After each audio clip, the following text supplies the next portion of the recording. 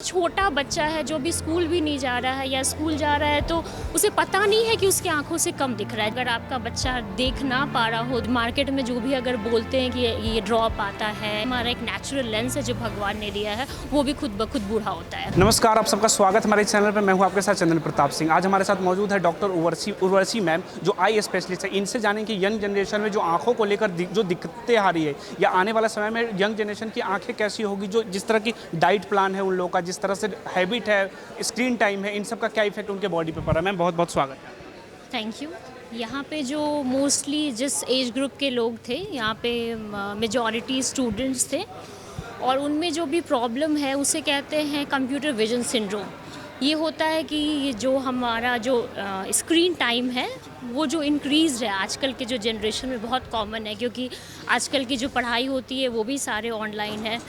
तो उससे क्या होता है कि हम लोग ये लोग बहुत ज़्यादा स्क्रीन टाइम दे रहे हैं, पूरे वक्त लैपटॉप का यूज़ करना, मोबाइल फ़ोन का यूज़ करना।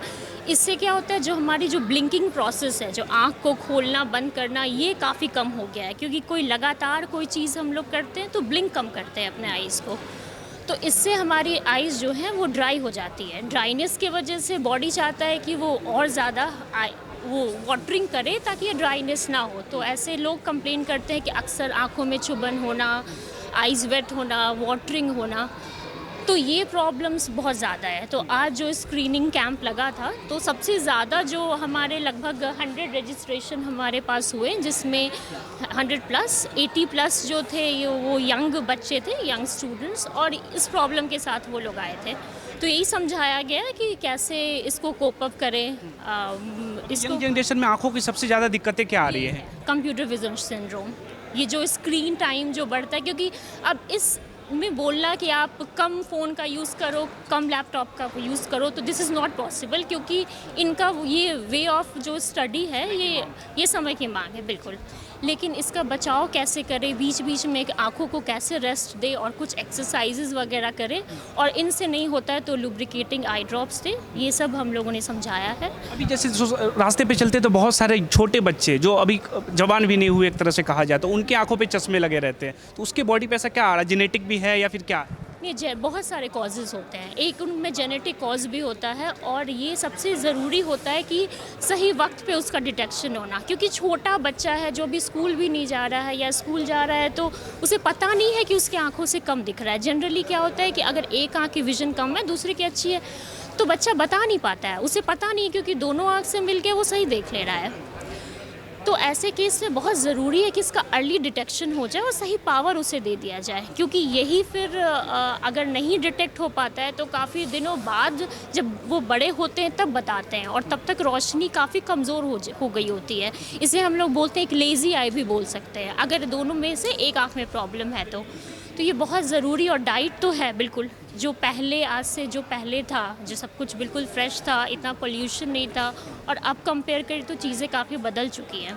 तो अभी से बच्चे के डाइट प्लान में ज़रूरी होता है कि फ़ास्ट फूड को कम करें, ग्रीन वेजिटेबल्स को मैक्सिमम ऐड करें, तो ताकि जो विटामिन ए है, ए की कमी ना हो हमारे आँखों में। पेरेंटिंग का कितना बड़ा रोल मानती है कि?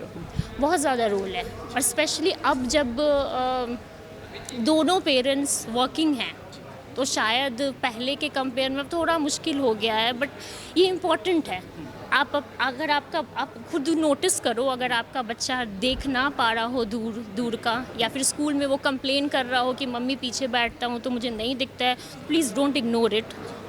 जल्दी से आई चेकअप होना चाहिए एज सून एज पॉसिबल, क्योंकि अर्ली डिटेक्शन है तो उसका प्रोग्रेशन हम लोग रोक सकते हैं। कई स्कूलों में हमने ये देखा कि हम लोग के टाइम में जब पढ़ाई होते तो ब्लैक बोर्ड पे होता था या वाइट बोर्ड पे होता था। अब देख रहे एलईडी पे क्लासेस चल रहे छोटे छोटे बच्चे को, तो उसके रेडिएशन उसकी आंखों पे कितना इफेक्ट आ रहा है। उसकी दिक्कतें हैं, पर बहुत ज़्यादा उसका ऐसा कोई रोल नहीं है कि उसकी वजह से दिक्कतें आ रही हैं। तो सीनियर कई सारे जो लोग हैं, एक उम्र के साथ जो मोतियाबिंद आंखों में हो जाता है, तो इसको कैसे केयर किया जा सकता है? देखिए, मोतियाबिंद का होना आप रोक नहीं सकते। वो जो मार्केट में जो भी अगर बोलते हैं कि ये ड्रॉप आता है, इस ड्रॉप को लगाने से मोतियाबिंद ठीक हो जाएगा, वो सब फेक है बिल्कुल, उस पर ट्रस्ट नहीं करना है। मोतियाबिंद का कोई ऐसा कोई प्रिवेंशन भी नहीं है, ये नेचुरल एजिंग प्रोसेस है। जैसे किसी का भी बूढ़ा होना, जैसे हम खुद बूढ़े हो रहे हैं, वैसे ही हमारा एक नेचुरल लेंस है जो भगवान ने दिया है, वो भी खुद ब खुद बूढ़ा होता है। उसको हटा के हम एक आर्टिफिशियल लेंस लगाते हैं, और इसका इलाज बस सर्जरी है। इसमें कोई भी वो जो क्लेम कर रहे हैं न्यूज़पेपर में है कोई भी ड्रॉप से ठीक हो जाएगा, ये सब बिल्कुल गलत है। कई लोग इसमें ये संदिग्ध में रहते हैं कि हम लेज़र ऑपरेशन जो होता है वो सेफ़ है कि नहीं आँखों के लिए, या फिर उसका लॉन्ग टर्म बेनिफिट में कुछ प्रॉब्लम आ जाए। ये 2 तरह की सर्जरी होती है, एक जिसमें चीरा लगता है, एक विदाउट, ये चीरा नहीं लगता है, आँखों को सुन्न करने की ज़रूरत नहीं पड़ती है, तो शायद लेज़र उसको बोल रहे होंगे आप सेफ लोग। कौन सा है? दोनों सेफ़ है, बिल्कुल सेफ़ है, दोनों सेफ़ है।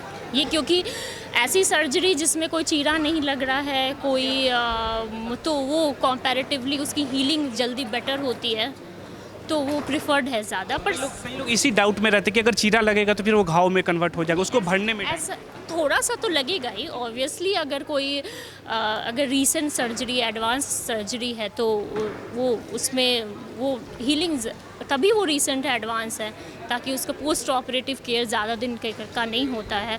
सर्जरी के दौरान भी वैसा पेन एक्सपीरियंस नहीं होता है, पर ऐसा कुछ नहीं है कि वो ज़्यादा सेफ़ है या वो कम सेफ़